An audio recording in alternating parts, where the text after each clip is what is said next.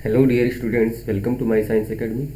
हम पढ़ रहे हैं बीएससी पार्ट थर्ड ईयर की न्यूक्लियर फिजिक्स और आज का हमारा टॉपिक है मेसोन युकावा थ्योरी। तो मेसोन युकावा थ्योरी एक जापानी साइंटिस्ट है जिन्होंने दी है। इसे हम नाभिकीय बलों का सिद्धांत भी कहते हैं, यानी थ्योरी ऑफ न्यूक्लियर फोर्सेस। तो स्टार्ट करते हैं मेसोन युकावा थ्योरी। तो देखिए, जो ये युकावा साइंटिस्ट था, इसने जो नाभिकीय बल की प्रकृति को एक्सप्लेन करने के लिए जो मेसोन विनिमय है उसका एक सिद्धांत प्रतिपादित किया। इसीलिए इसे हम मेसोन विनिमय सिद्धांत भी कहते हैं, जो कि विद्युत और चुंबकीय क्षेत्रों की अनुरूपता के अनुसार होता है।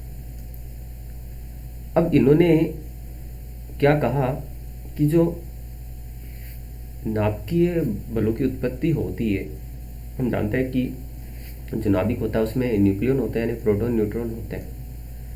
लेकिन इसने बताया कि नाभिकीय बलों की उत्पत्ति के कारण कुछ नए कण,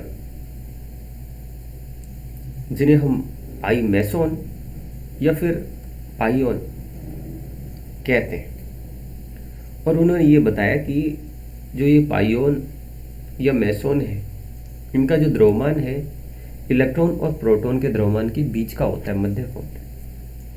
और ये जो पाई मेसोन या पाइयोन है, इनको इसने 3 पार्ट्स में डिवाइड किया। यानी पाइयोन 3 टाइप्स के होते हैं, धन टाइप के, यानी पाई प्लस, पाई माइनस और पाई जीरो, उदासीन टाइप का। अब इसके सिद्धांत के क्या पॉइंट है, देखिए।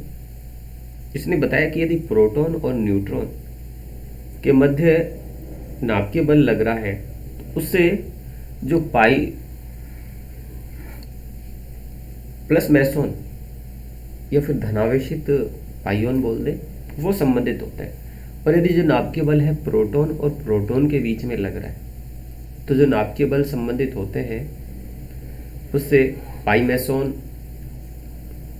जो कण होते हैं वो होते हैं, इन्हें हम ऋणावेशित पाइयोन भी कहते हैं। और यदि जो नाभिकीय बल है न्यूट्रॉन न्यूट्रॉन के बीच वर्क कर रहा है, तो इनके बीच में जो कण है पाई जीरो मेसोन या फिर इसे उदासीन पाइयोन भी कहते हैं, ये वर्क करता है। अब इसने युकावा ने ये देखा कि जो प्रोटॉन और न्यूट्रॉन के मध्य लगातार पाइयोन का क्या हो रहा है, एक्सचेंज हो रहा है। यानी कि नाभिक में जो प्रोटॉन और न्यूट्रॉन है उनका क्या होता रहता है, एक्सचेंज होता रहता है। अब जो पाई मेसोन है उनका जो विनिमय है उसको हम कुछ इस तरीके से डिनोट कर सकते हैं, या डिनोट करना चाहिए तो, कि जैसे अगर ये मेरा प्रोटॉन है और ये न्यूट्रॉन है, तो इनके बीच में एक्सचेंज किस टाइप से होगा, पाई माइनस पाई प्लस।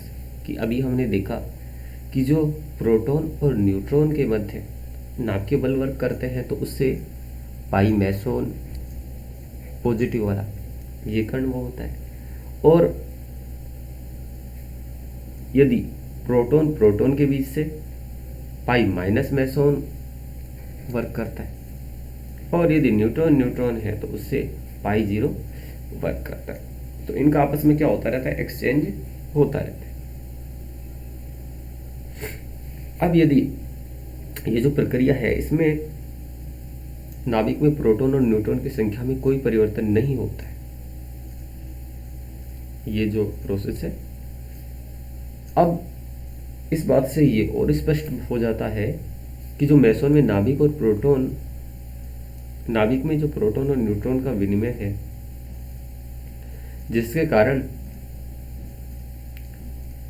जो न्यूक्लियन है ये आपस में बंधे रहते हैं। अब जो न्यूक्लियन है, यानी कि प्रोटॉन न्यूट्रॉन है, इनके बीच में जो होने वाला विनिमय है उसको हम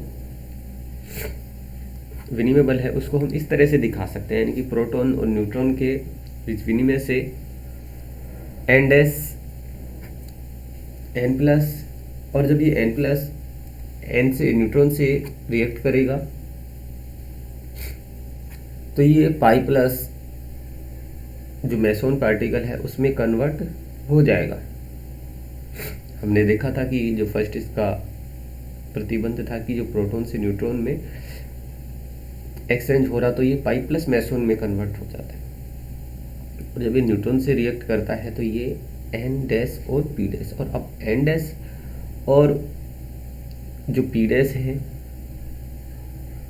ये न्यूक्लियनों की समरूपता को आइडेंटिफाई करते हैं, यानी डैश न्यूक्लियन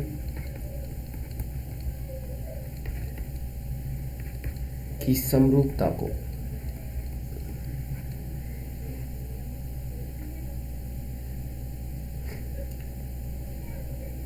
इस तरह से ये जो इक्वेशन है ये बता रही है कि प्रोटॉन एक पाई प्लस मेसोन का उत्सर्जन करके न्यूट्रॉन में परिवर्तित हो जाता है।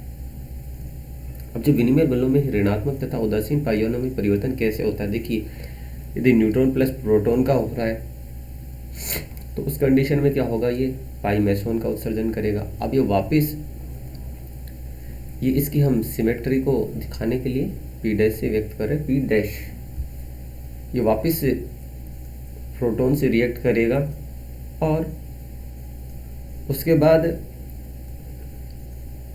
ये जो न्यूट्रॉन उसमें कन्वर्ट हो जाता है।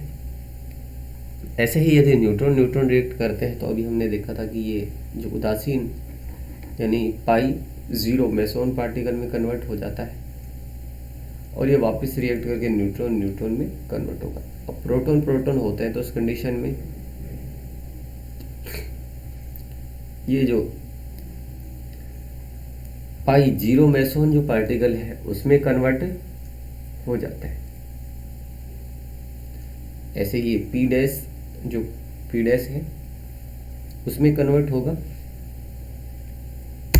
नेक्स्ट देखिए कि जो प्रत्येक न्यूक्लियन है उसका एक क्षेत्र से होता है जिससे वो घिरा रहता है, तो इसके मध्य जो न्यूक्लियन के जो मेसोन का विनिमय होता है ये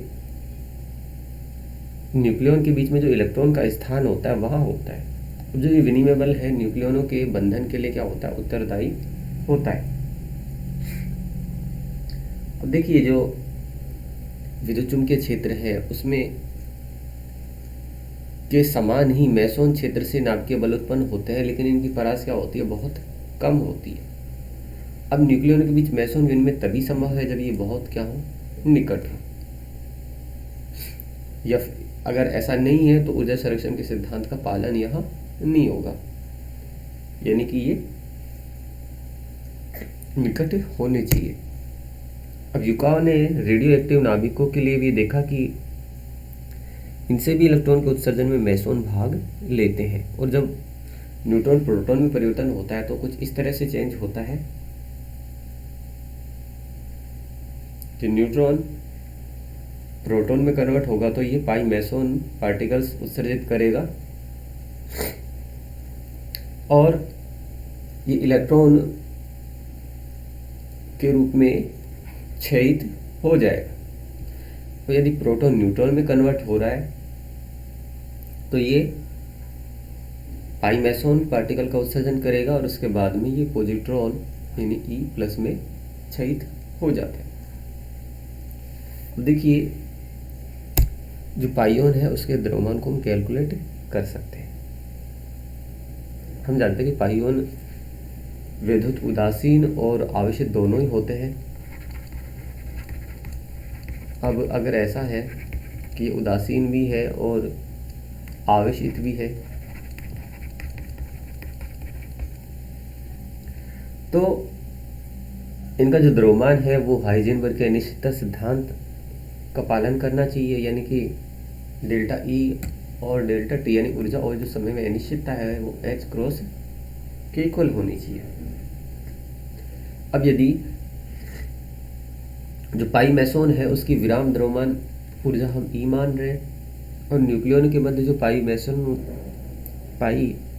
मेसोन का विनिमय हो रहा है उसके कारण ऊर्जा डेल्टा सी डेल्टा टी समय में आदान प्रदान होती है। यानी कि न्यूक्लियनों के मध्य पाई मैसोन के विनिमय के कारण जो ऊर्जा डेल्टा टी समय में आदान प्रदान होती है। तो ये रिलेशन होता है अपने पास। तो मैसोन प्रकाश के वेग से यदि गति करे तो न्यूक्लियो के मध्य विनिमय में टाइम कितना लगेगा, आर अपॉन में सी, जहाँ आर क्या है, न्यूक्लियनों के मध्य की दूरी है जो 1.4 फर्मी के इक्वल होती है। सी लाइट की वेलोसिटी है। तो यहाँ से हम डेल्टा ई कैलकुलेट करें तो ये एच क्रॉस अपन में टी होगा, और एच क्रॉस इक्वल टू होता है एच अपन में 2 पाई के। एच प्लांक कांस्टेंट है और डेल्टा टी की वैल्यू यहाँ से रखेंगे आर अपॉन में सी, तो ये सी ऊपर आ जाएगा। अब इसको सोल्व करते हैं तो ये आता है 2.25 इंटू 10⁻11 जूल। इसको और आगे सोल्व करते हैं तो ये 1.4 10⁸ और इसको मैं और आगे यूनिट में कन्वर्ट करूँ मेगा इलेक्ट्रॉन वोल्ट, तो उसमें 10⁶ होता है। तो ये होगा 140 मेगावाट। अब इलेक्ट्रॉन का द्रव्यमान कितना होता है, 0.5 मेगा इलेक्ट्रॉन वोल्ट होता है। अब मैसोन का द्रव्यमान 280 गुणा होता है इलेक्ट्रॉन के द्रव्यमान का, यानी 280 मेगा इलेक्ट्रॉन। अब जो मैसोन का प्रायोगिक मान देखें तो ये 270 मेगा इलेक्ट्रॉन वोल्ट के करीब होता है। तो यहाँ से हम इनकी टेबल देख सकते हैं, जो पाइयोन है उन पे क्या क्या चार्ज होता है और क्या क्या उनके द्रव्यमान होते हैं। तो देखिए जो पाई मैसोन पॉजिटिव है उस पर प्लस ई चार्ज होता है, ऐसे ही जो नेगेटिव होता है उस पर 0 चार्ज होता है, और जो पाई 0 है उस पर माइनस ई चार्ज होता है। और इनके द्रव्यमान कम से 273.2 mega electron, 264 mega electron volt और 273.2 मेगा इलेक्ट्रॉन वोल्ट। और ये इनकी ऊर्जाएं होती हैं, और चक्रण इनका 0 होता है, चक्रण की वैल्यू इनकी 0 होती है। Thanks for watching the video.